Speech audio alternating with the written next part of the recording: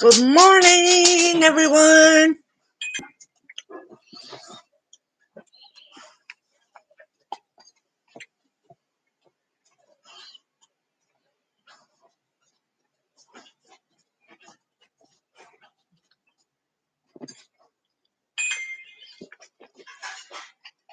Give it a few minutes and then I'll start the meeting.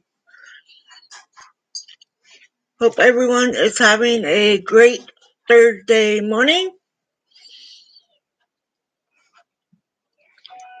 My day is great because I woke up and I'm still sober. That's one thing I look forward to every day.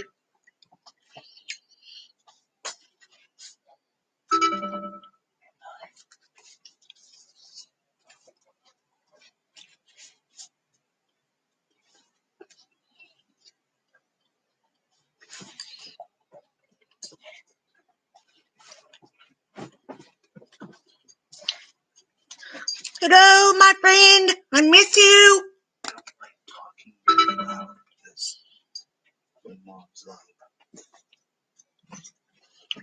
Hopefully, I can get all this doctor stuff figured out and get my back to feeling better and be able to go back to work.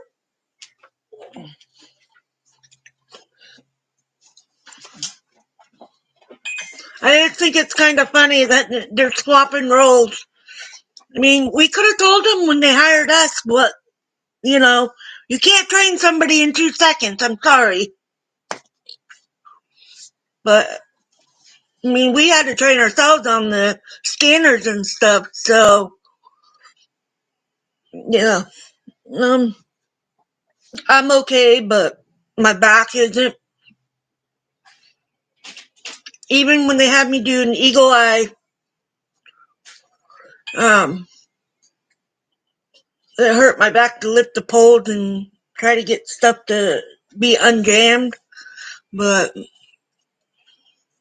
so that's why I decided to take leave, and it's not work related, so there you go,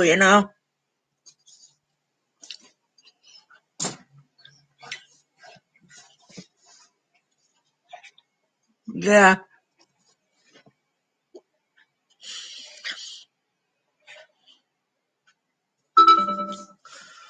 So my sister is here with me today. We are together like normal. Not every day though, but we do see each other more than once a day. I love being neighbors with my sister. Because I have my own door, and if I get annoyed, I just go home and shut the door. Right? And she does it too. Yes, we're identical twins. She's 2 minutes older, so she'll be older than me for 2 minutes. We're not young ones no more. And of course, you got a dog nose coming in the screen. He's like, who the heck are you talking to? Want me to throw that?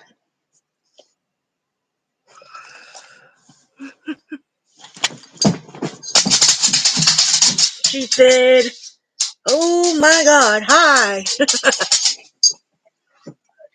Down. Yeah, he thinks that he needs to be in the live stream for some reason. Every time I start it, he needs attention at that point in time. He'll wait here all day, not do anything, but as soon as I start talking to the computer, he's like, I gotta have the attention. So if you don't know the Serenity Prayer, I put it in the chat. If you want to, feel free to read it as I'm saying it. Write it down, do a screenshot of it. I don't know, whatever you want to do. But saying that prayer works for everything. So if you are looking for a prayer, that is a prayer you can use every day. So we are in the traditions part of the 12 steps and 12 traditions. And I'm going to start off with the Serenity Prayer and then read the steps and then I will read tradition 2. So, What page? It is 132 In the little book? in my book, in the little book. 132? Yeah, 132. You already have marker in it. No, that's 173. Oh.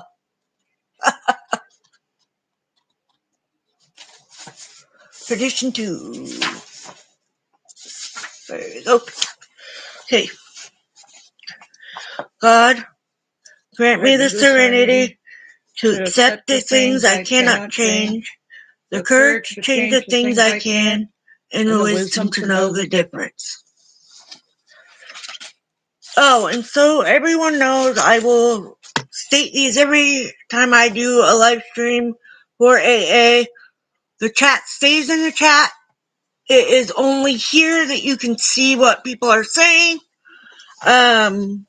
I don't upload the chat with the video of the meeting, just so everybody can feel comfortable with that. Also, there's no bullying, no being rude, no disgusting comments, and no judging. So everybody has their own stories, and we all have at least one thing in common, and that is we are trying to stay sober and feel we need a meeting to help us through it.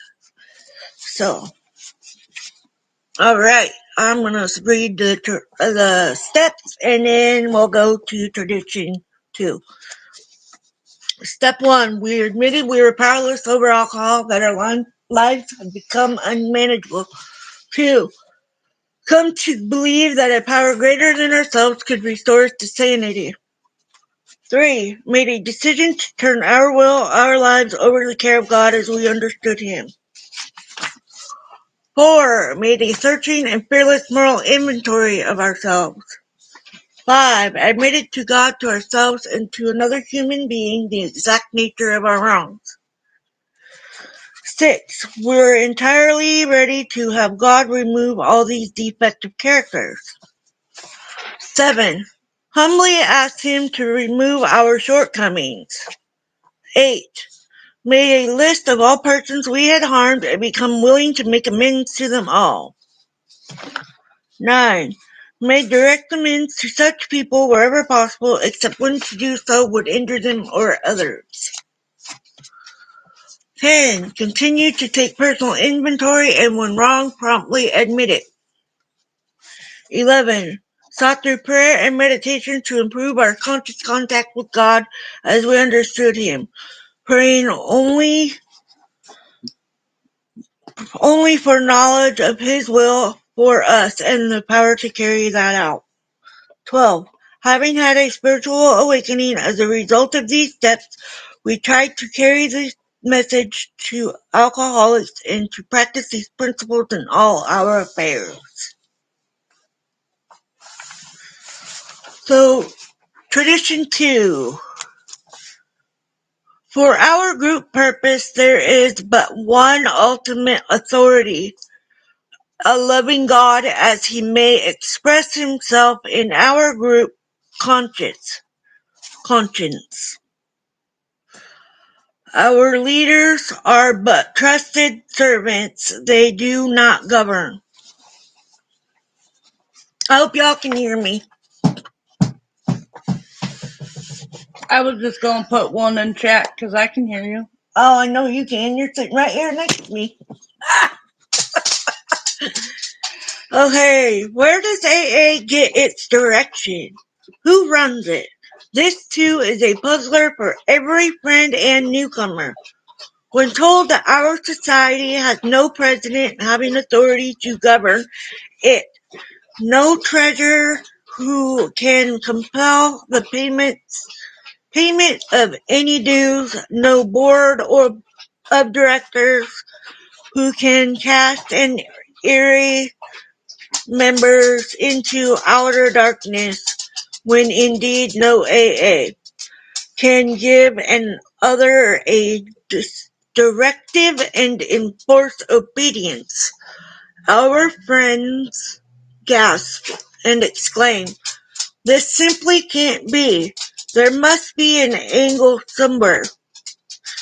These practical folks then read tradition too and learn that the sole authority in AA is a loving God as he may express himself in the group conscience. They dubiously asked an experienced AA member if this really works. The member, saying to all appearance, immediately answers, "Yes, it definitely does." The friends mutter that this looks vague, nebulous, pretty naive to them. Then they commence to watch us with speculative eyes, pick up a fragment of AA history soon have the solid facts. What are these facts of AA life which brought us to this apparently impractical principle? John Doe, a good AA, moves, let us say, the Middletown, USA, alone. Now he reflects that he may not be able to stay sober or even alive unless he passes on to other alcoholics what was so freely given to him. He feels a spiritual and ethical compulsion because hundreds may be suffering within reach of his help. Then too, he missed his home group.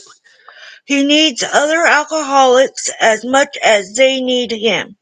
He visits preachers, doctors, editors, policemen, and bartenders, with the result that Middletown now has a group and he is the founder.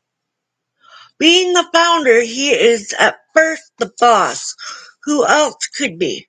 Very soon, though, he assumed authority, his assumed authority to run everything begins to be shared with the first alcoholic. He has helped at this moment. The binging director becomes the chairman of a committee composed of his friends. These are the growing group hierarchy of service, self-appointed of course, because there is no other way. In a matter of months, AA booms in Middletown. Do you want to read some? No? Okay. The founder and his friend channel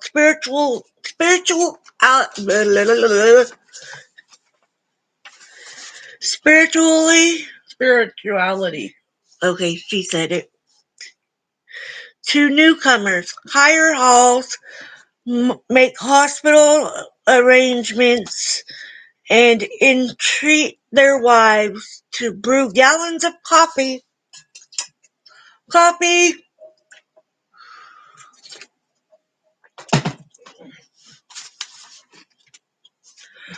Being on the human side, the founder and his friend may bask in a little in glory. They say to one another, perhaps it would be a good idea if we continue to keep a firm hand on AA in this town. After all, we are experienced. Besides, look at all the good we've done these drunks. They should be grateful. True founders and their friends are sometimes wiser and more humble than this, but more often at this stage they are not. Growing pains now beset the group. Panhandlers panhandle, lonely hearts pine, problems descend like an avalanche. Still more important, murmurs are heard in the body politic, which swell into a loud cry. Do these old-timers think they can run this group forever? Let's have an election. The founder and his friends are hurt and depressed. They rushed from crisis to crisis and from member to member, pleading, but it's no use. The revelation is on. The group conscience is about to take over. I'll read. Okay. Now comes the election. If the founder and his friends have served well, they may, to their surprise, be reinstated for a time. If, however, they have heavily resisted the rising tide of democracy, they may be similarly beached. In either case, the group now has a so-called rotating committee, very sharply limited in its authority. In no sense whatever can its members govern or direct the group. They are servants. Theirs is the sometimes thankless privilege of doing the group's chores. Headed by the chairman, they look after public relations and arrange meetings. Their treasurer, strictly accountable, takes money from the hat that is passed, bank it, pays the rent and other bills, and makes a regular report at business meetings. The secretary sees that literature is on the table, looks after the phone answering service, answers the mail, and sends out notices of meetings. Such are the simple services that enable the group to function. The committee gives no spiritual advice, judges no one's conduct, issues no orders. Every one of them may be promptly eliminated at the next election if they try this. And so they make the belated discovery that they are really servants, not senators. These are universal experiences. Thus, throughout AA, does the group conscience decree the terms upon which its leaders shall serve. This brings us straight to the question: does AA have a real leadership? Most emphatically, the answer is yes.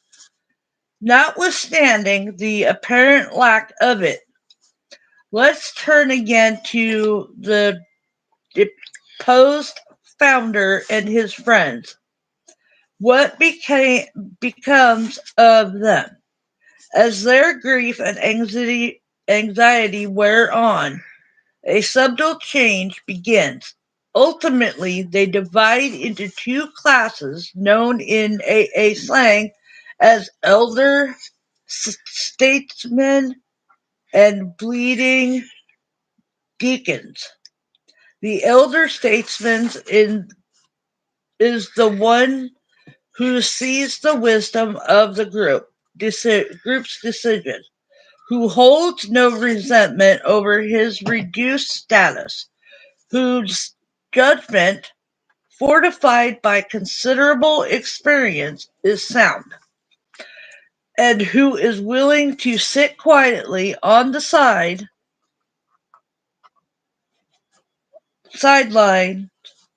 patiently awaiting developments. The bleeding deacon is one who is just as surely convinced that the group cannot get along without him, who consists that the group cannot get along without him, who consistently connives for re-election to office, and who continues to be consumed with self-pity. A few hemorrhage so badly that drained of all AA spirit and principle, they get drunk.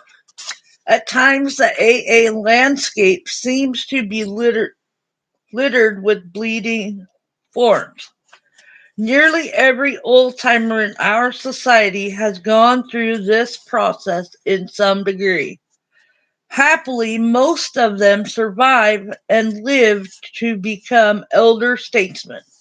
They become the real and permanent leadership of AA. Theirs is the quiet opinion, the sure knowledge, and humble example that resolve a crisis. When sorely perplexed, the group inevitably turns to them for advice. They become the voice of the group conscience. In fact, these are the true voice of Alcoholics Anonymous. They do not drive by mandate. They lead by example. This is the experience which has led us to the conclusion that our group conscience, well advised by its elders, will be in the long run wiser than any single leader. When AA was only 3 years old, an event occurred demonstrating this principle. One of the first members of AA, entirely contrary to his own desire and obliged to conform to group opinion. Here is the story of his word. One day I was doing a 12-step job at a hospital in New York. The proprietor Charlie summoned me to his office. "Bill," he said, "I think it's a shame that you are financially so hard up. All around you, these drunks are getting well and making money, but you're giving this work full time and you're broke. It isn't fair." Charlie fished in his desk and came up with an old financial statement. Handing it to me, he continued, "This shows the kind of money the hospital used to make back in 1920. Thousands of dollars a month. It should be doing just as well now, and it would if only you'd help me. So why don't you move your work in here? I'll give you an office, a decent drawing account, and a very healthy slice of the profit. 3 years ago, when my head doctor, Silkworth, began to tell me of the idea of helping drunks by spirituality, I thought it was crackpot stuff. But I've changed my mind. Someday this bunch of ex-drunks of yours will fill Madison Square Garden, and I don't see why you should starve meanwhile. What I propose is perfectly ethical. You can become a lay therapist and more successful than anybody in the business." I was bowled over. There were a few twinges of conscience until I saw how really ethical Charlie's proposal was. There was nothing wrong whatever with becoming a lay therapist. I thought of Louis coming home exhausted from a department store each day only to cook supper for a house full of drunks who weren't paying board. I thought of the large sum of money still owing my Wall Street creditors. I thought of a few of my alcoholic friends who were making as much money as ever. Why should I do as well as they? Or why shouldn't I do as well as they? Although I asked Charlie for a little time to consider it, my own mind, was about made up. Racing back to Brooklyn on the subway, I had a seeming flash of divine guidance. It was only a single sentence, but most convincing. In fact, it came right out of the Bible. A voice kept saying to me, "The laborer is worthy of his hire." Arriving home, I found Louise cooking as usual, while three drunks looked hungrily on from the kitchen floor. I drew her aside and told the glorious news. She looked interested, but not as excited as I thought she would be. It was meeting night. Although none of the alcoholics were boarded seemed to get sober, some others had. With their wives, they crowded into the downstairs parlor. At once I burst into the story of my opportunity. Never shall I forget their impressive faces and the steady gaze they focused upon me. With waning enthusiasm, my tale trailed off to the end. There was a long silence. Almost timidly, one of my friends began to speak. "We know how hard up you are, Bill. It bothers us a lot. We often wonder what might do about it. But I think I speak for everyone here when I say that what you now propose bothers us an awful lot more." The speaker's voice grew more confident. "Don't you realize," he went on, "that you can never become a professional as generous as Charlie has been to us? Don't you see that we can't tie this thing up with his hospital or any other? You tell us that Charlie's proposal is ethical. Sure, it's ethical, but what we've got won't run by ethics only. It has to be better. Sure, Charlie's idea is good, but it isn't good enough. This is a matter of life and death, Bill, and nothing but the very best will do." Challengingly, my friends looked at me as their spokesman continued. "Bill, haven't you often said right here in this meeting that sometimes the good is the enemy of the best? Well, this is a plain case of it. You can't do this thing to us." So spoke the group conscience. The group was right, and I was wrong. The voice on the subway was not the voice of God. Here was the true voice welling up out of my friends. I listened, and thank God I obeyed. And that is tradition 2. Because in our AA, we learn that we can't put a price on getting sober. And my sister doing a billboard for traveling, the adventures of traveling. Mine is in the laundry. But so we can't put a price on the meetings. We can't expect to get paid from our fellow members because it's free. However, we do ask for donations in a group setting if we're in together, not on a laptop or phone or whatever in a meeting like this. But we give the gift for free. We do ask for donations because we do pay rent.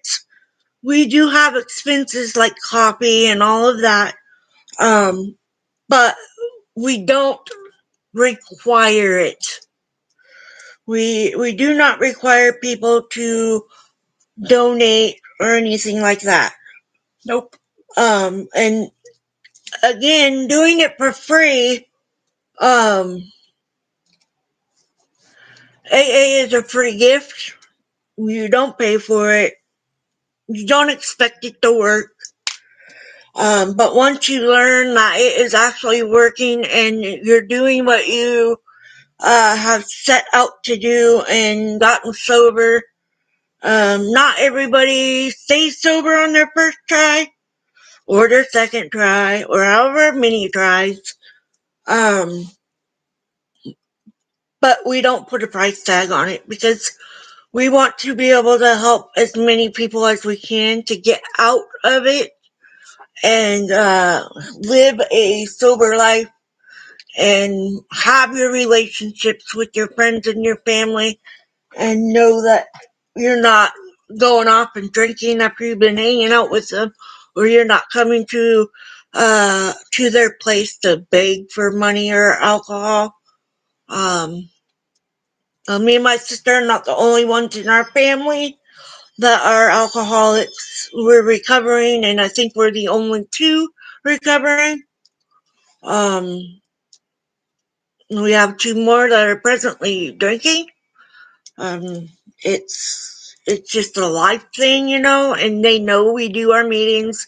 They know we're in AA, and every time I see them, I speak to AA to them, and I'm sure I get annoying to them.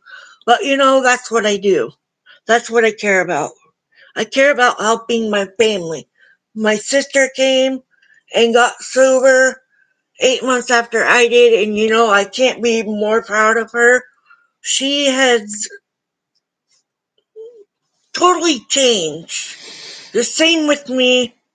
We are ourselves. We're not fake. We're not drunk. We're not doing our emotions by being drunk, so, and seriously, believe me, our relationship the past 8 years has been a lot better. Because she's coming up on 8 years in July, so we're right behind each other, and our relationship, we get mad at each other like any siblings, but usually we will message each other or call each other like, I'm sorry. I don't know why I was being a butthole, but I was, and I want to apologize for that. And then normally it goes back to normal. Sometimes it takes a little while longer, but we do always make up. I make my amends shortly after I make that thing happen. I do make amends right after that. It's important to make amends. I even apologize to my husband when I have an angry flash. Yep. I immediately apologize. Or you get into an argument with anybody in our family or a friend, and you offend somebody, and you're like judging somebody, and we're not supposed to do that. We automatically, because we know that's what we did, we automatically make amends to that. It might take us a day or two. Usually it's not that long for the two of us to each other, but it does take maybe a couple days. But we know what we need to do. We work the steps every day, not even knowing it. But they're always right here. As you know, I can read them but not read them. But we've been doing this for almost 8 years. So I'm proud to say I'm a recovering alcoholic. And being a recovering anything is for life. So just because we don't drink doesn't mean that later we won't, because that's always there, that you could be thinking, okay, I'm gonna go get a drink. I did that already once before, and I don't plan to do it again. Because I did not stop with just that one drink. I went right back to the bottom of the jug. So, and I tried to stay there. So, but I have not had a relapse. no. Thank God. But she lives with somebody that drinks. And I tell you, man, that guy. He has his days. He's gotten better. He has his days. He is hilarious. If he's not tired and cranky when he starts drinking, he's funny. But if he's in a crabby mood, just walk away. I've learned it because no matter how much you yell at him or how much you say blah, blah, blah, blah, blah, it's like in there and out there, it doesn't matter. So he's not even paying attention, so don't waste your breath. But he's good for my sister. She's been here for years and years. 19, right? We've been together 19 years. Yeah. And married for 8. Yeah. And my husband and I just quit smoking 56 days ago. Woo woo. Yes, it does. Counseling does help. It does. Yep. Any type of stuff like that. I don't go to counseling, but I have a counselor everywhere I go, so I talk to my sister, talk to my husband. I had quit smoking for almost 2 years. I was like a couple weeks from 2 years of not smoking, and I went back to smoking. And being angry isn't good, but I completely understand. You get angry. I get angry before. You can give yourself a thumbs up, by the way. Yeah, I know. I do it all the time. Since I started doing videos. She does videos now, you guys, so check her out. Lillian Tittle. My nickname is Lily. Yeah, her nickname's Lily. Don't call me Sandy. I don't like it. No. Because I have a cousin named Sandrea. And every time we were all together and somebody would yell Sandy, we both went running. I don't like being called Sandy. You're just killing my back. Anyways. But yeah, work your steps, work your traditions. It works. It only works if you work at it. Yep, it only works if you work at it. It's a constant workout. One day and one step at a time. That's all you're guaranteed is one day, one step, and sometimes you're not even guaranteed that. But be grateful for what you have, even if it's just a block of cheese or whatever, just be thankful for the things that you do have and the family and friends that you do have, even if it's only one person. Because you never know. I thank God every morning I wake up, I'm breathing, and I'm sober. Exactly. Same here. And we're showing everybody that, yes, we are twins. We're identical. Same DNA. We look exactly alike. The only time we look different is when one of us is skinny. Or she wears her glasses, because I don't wear glasses yet. Still waiting for my medical card from my husband's work.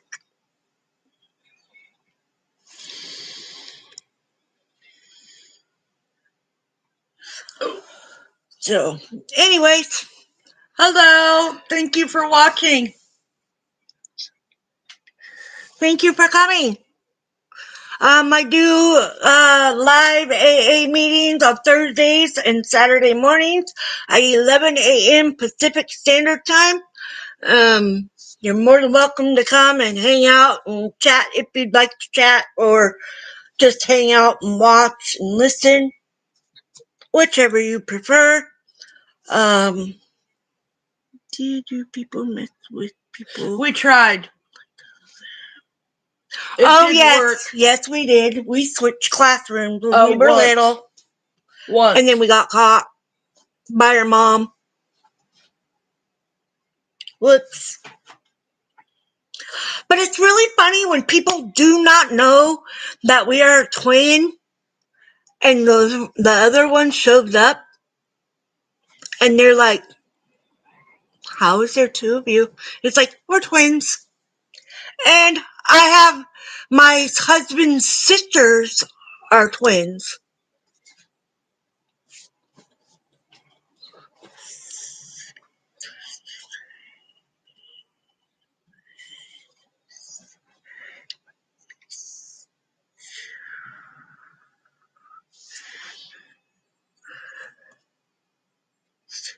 I'm checking, Mike. I don't think you have an invite button. I don't think so either. You're on YouTube, aren't you? Yeah. Then you don't have an invite button. I don't have an invite button.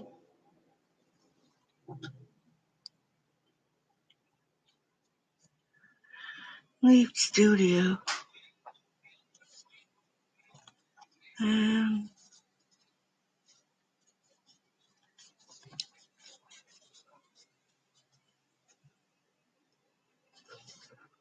Huh.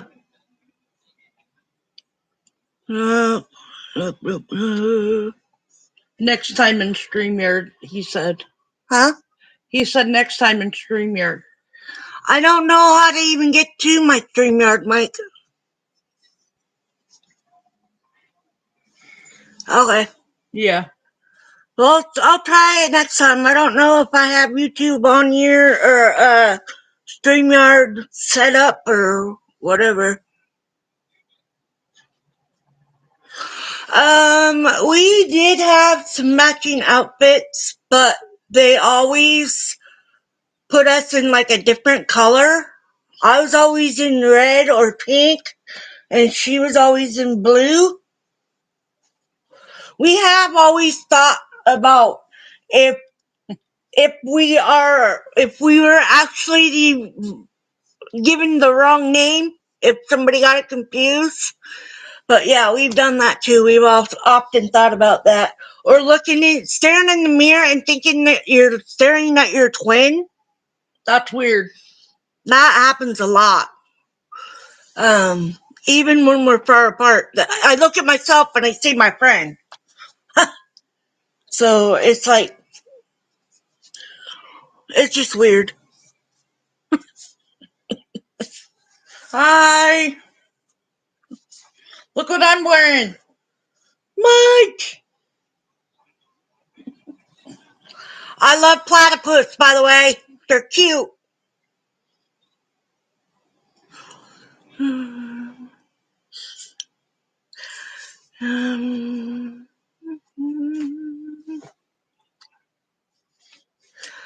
Anyway, so I hope you guys are having a great Thursday. And I'm going to end the meeting. And I hope you guys enjoy yourselves. And I'll see you around in the chats later. Make sure you give it a thumbs up and comment. And please subscribe and share and hit the bell so you can be notified for the next videos.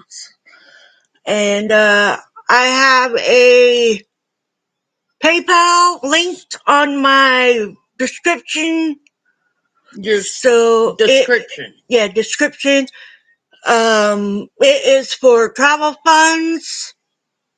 And with that, enjoy your weekend. I'll see you on Saturday. Are you going to say the prayer? Oh, yeah. I have to say the prayer first. God, grant me the serenity to accept the things I cannot change, the courage to change the things I can, and the wisdom to know the difference.